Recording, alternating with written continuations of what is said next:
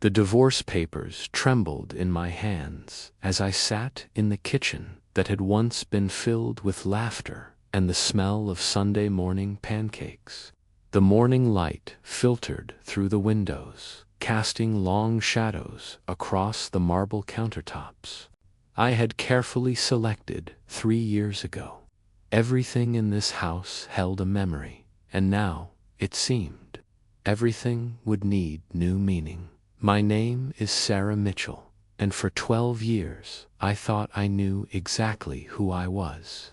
I was the wife of David Mitchell, a successful marketing executive. I was the woman who had built our dream home from the ground up, who had chosen every piece of furniture, every paint color, every carefully curated detail that made our house a home. But sitting there with those papers in my lap, I realized I had been living a carefully constructed lie. The discovery had come 3 weeks earlier, on a Tuesday that started like any other. David had left his laptop open on the kitchen counter while he rushed upstairs to grab his forgotten tie. The screen displayed an email chain that made my heart stop beating for what felt like an eternity. Messages between my husband and his secretary, filled with promises and plans that had nothing to do with our marriage and everything to do with a future I wasn't part of. I remember standing there, my coffee growing cold in my hands, reading words that shattered 12 years of trust in a matter of minutes. The emails dated back 8 months, detailing secret meetings, weekend getaways I had been told were business trips, and discussions about how they would be together once David sorted things out at home.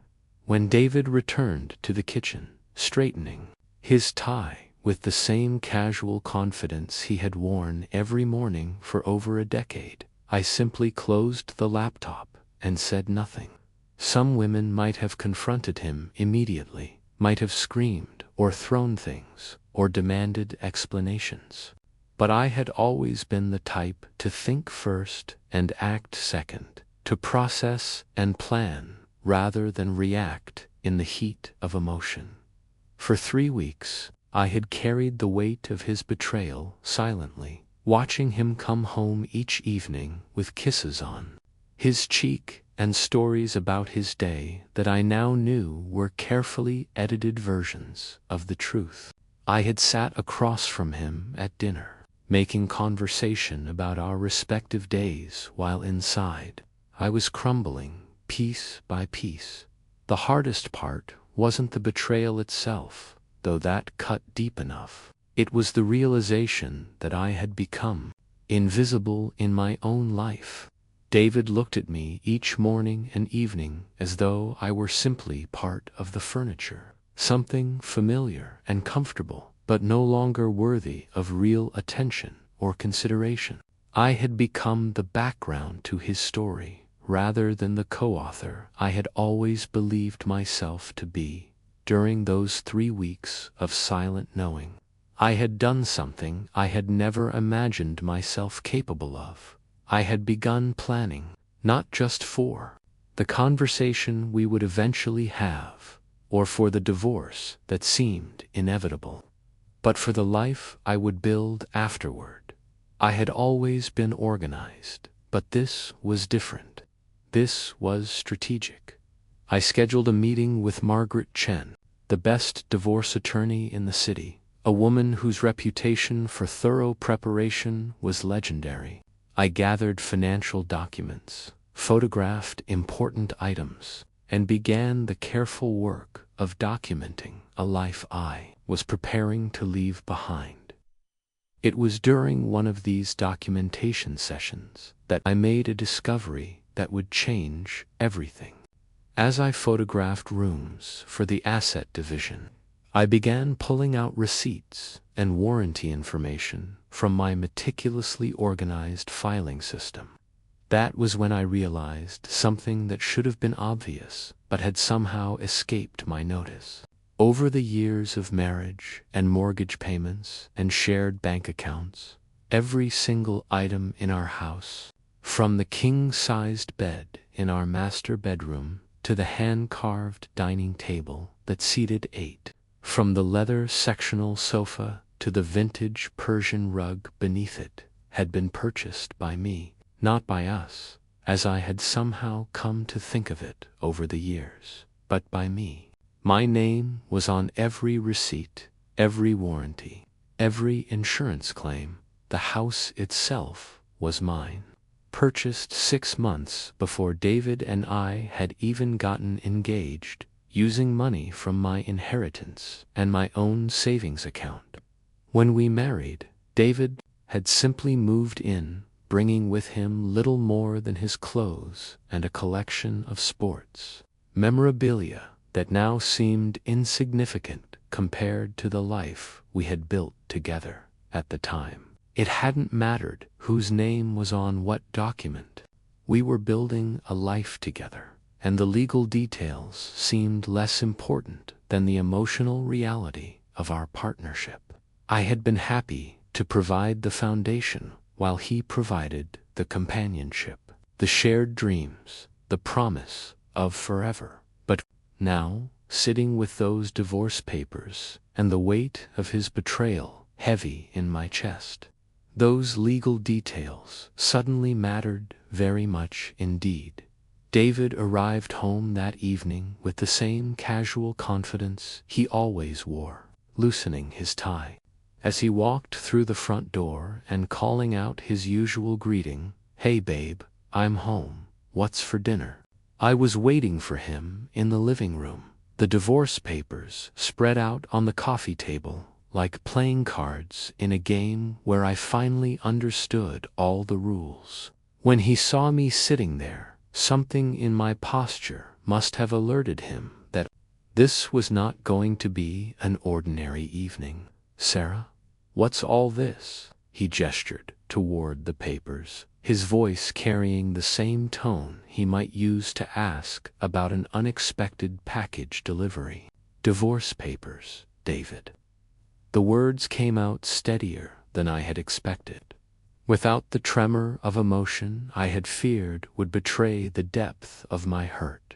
He sat down heavily in the chair across from me, his face cycling through expressions of surprise, confusion, and then something that looked almost like relief. "I don't understand. Where is this coming from? I thought we were happy." The irony of his question wasn't lost on me. We had been happy, or at least I had been, right up until the moment I discovered that happiness had been built on a foundation of lies and half-truths. "I know about Jessica," I said simply, watching as the color drained from his face. "I know about the trips, the hotels, the plans you've been making." What followed was exactly what I had expected. The stammering excuses, the promises to change, the claims that it didn't mean anything, that he loved me, that we could work through this. All the predictable words that men say when they're caught between the life they've been living and the life they've been planning to live. I let him talk. Let him exhaust himself with explanations and justifications. And then I said the words that would change everything. "I've already filed the papers, David. This isn't a negotiation." His face hardened then, the mask of contrition slipping away, to reveal something colder underneath. "Fine," he said, standing up and straightening his shoulders. "But you're not taking me to the cleaners, Sarah. I've worked too hard for too many years to build this life." "Our life," I corrected quietly. "Whatever, you know what I mean. We'll split everything 50-50, and we'll both move on." That was when I smiled, a small, calm smile that seemed to unnerve him more than any amount of crying or shouting might have. "Actually, David, that's not quite how this is going to work." I stood up then, moving to the window that overlooked the garden I had planted and maintained for 7 years. I've been thinking a lot about what you said in one of your emails to Jessica, about how you couldn't wait to be rid of me and all my belongings. He had the grace to look embarrassed, but not apologetic. Sarah, you weren't supposed to see those. I was angry, frustrated. I didn't mean it the way it sounded. Oh, but I think you did mean it, exactly the way it sounded. I turned back to face him, my voice still calm, still steady.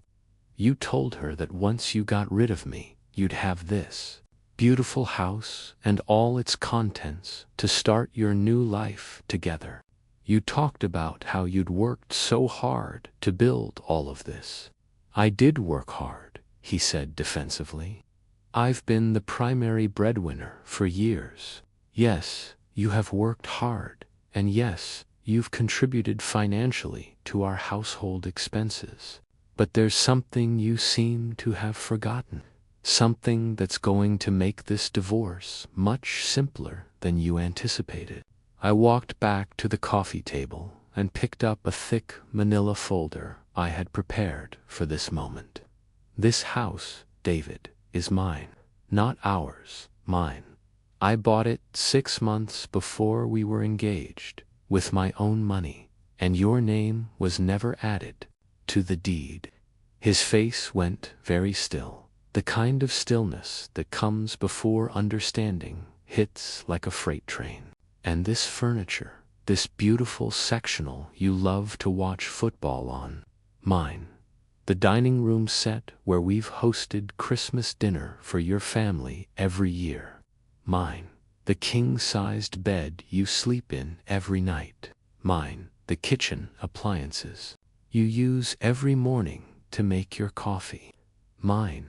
I opened the folder and began laying out receipts, warranty cards, and insurance documents, each one bearing my name alone. 12 years of building a home together, and it turns out I built it entirely with my own resources, while you simply lived in it.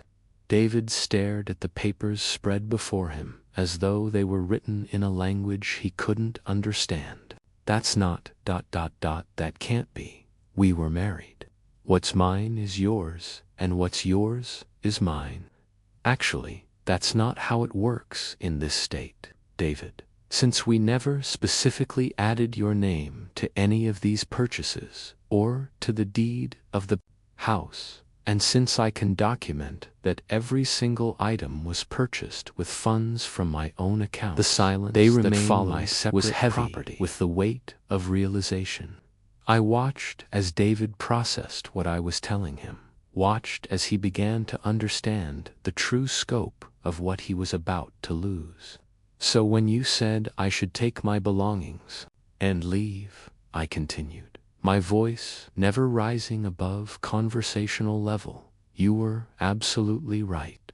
I should take my belongings, all of them, including the house. You can't be serious, he whispered. But I could see in his eyes that he was beginning to understand. I was very serious indeed.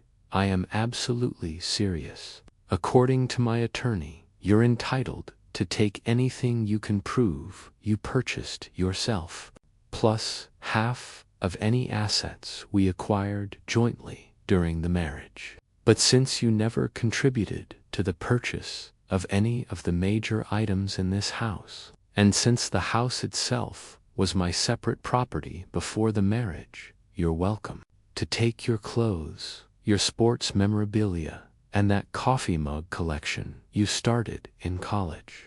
David's face had gone from pale to red to something approaching purple. This is insane, Sarah. You can't leave me with nothing. I'm not leaving you with nothing, David. I'm leaving you with exactly what you brought to this marriage, plus half of our joint savings account, which amounts to about $12,000. You're a successful marketing executive. I'm sure you'll land on your feet, but where am I supposed to go? How am I supposed to live? The question struck me as particularly rich, coming from a man who had been planning to leave me for months. I suppose you'll figure it out the same way I would have had to figure it out if you had followed through on your original plan to leave me for Jessica. I walked back to the window, looking out at the garden that would soon be mine alone too. 10. You have 30 days to find somewhere else to live, David. That's more than generous, considering the circumstances. And what about Jessica? The question came out smaller than he probably intended, and I realized that he was beginning to understand that his carefully planned future was crumbling around him. What about her? You're free to be with whoever you want, David. You'll just need to build that life somewhere else, with someone else's furniture. Over the following days, I watched as David moved through the house like a ghost, touching furniture and fixtures as though he were memorizing them. He made phone calls, presumably to Jessica, though I noticed the conversations seemed shorter. Someone's ardor can cool when the prospect of starting over with nothing but a coffee mug collection becomes reality. Jessica, it turned out, was less enthusiastic about building a new life together when that life would need to be built from scratch. In a modest apartment, on a single income. The paperwork moved through the system with surprising efficiency. Margaret Chen had been right about the strength of my position. With clear documentation of ownership and no community property to divide, the divorce was straightforward from a legal perspective. However complicated it remained from an emotional one. On the day David moved out, I helped him load his belongings into a rental truck. It was a surprisingly small truck for a man who had lived in my house for over a decade. His sports memorabilia, his clothes, a few books, and yes, that coffee mug collection that had once seemed charming but now looked rather pathetic in the daylight. "I hope you're happy," he said, as he loaded the last box, and I could hear the bitterness in his voice. "I hope I will be," I replied honestly. "I hope you will be too, eventually." He drove away without looking back, leaving me standing in the driveway of the house that had always been mine but had never felt so completely mine as it did in that moment. The silence in the house was different after David left. Not lonely, exactly, but full of possibility.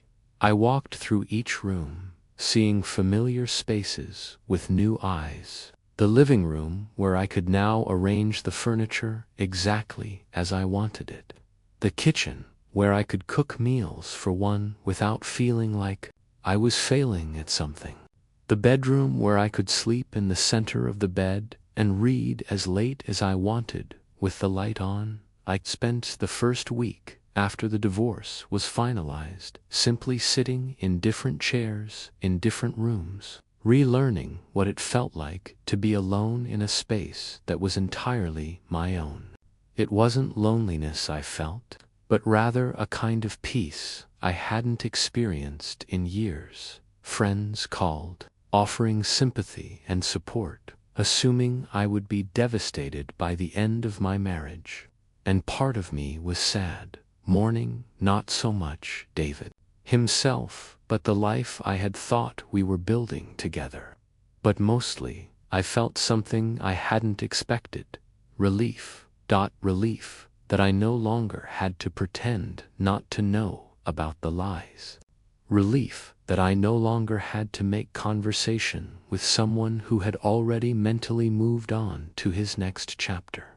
Relief that I could finally stop being invisible in my own life.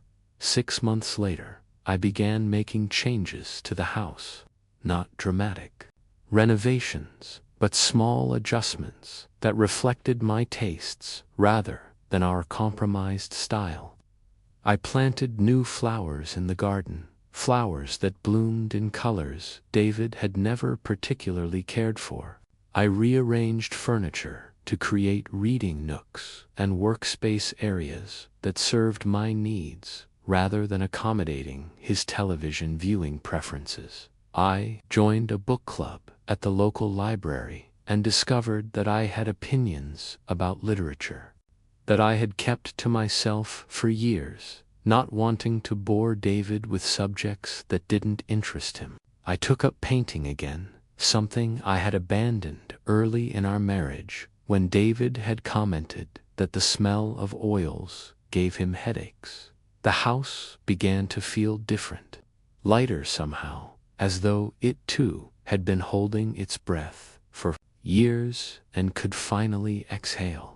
I realized that I had been so focused on building a life with David that I had forgotten to build a life for myself.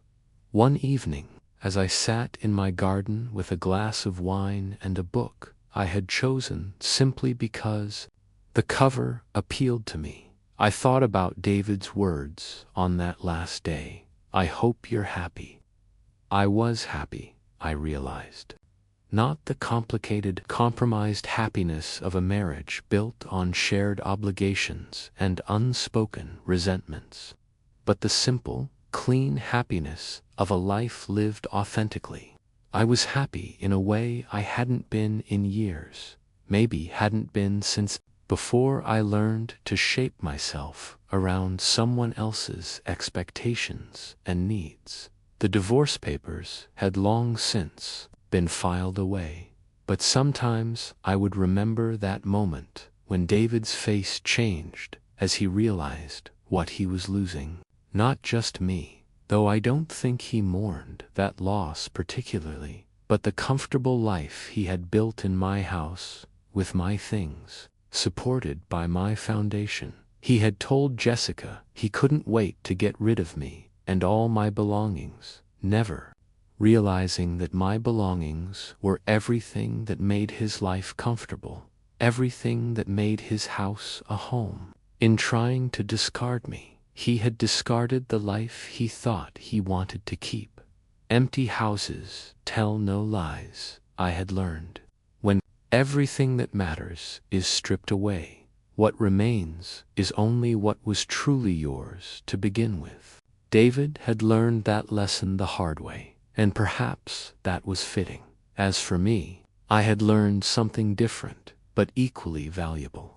I had learned that a house full of things, chosen with love and care, tended with attention and pride, becomes a home not because it's shared with someone else, but because it reflects the authentic self of the person who created it. I was finally home, in every sense of the word, and for the first time in years, I was exactly where I belonged.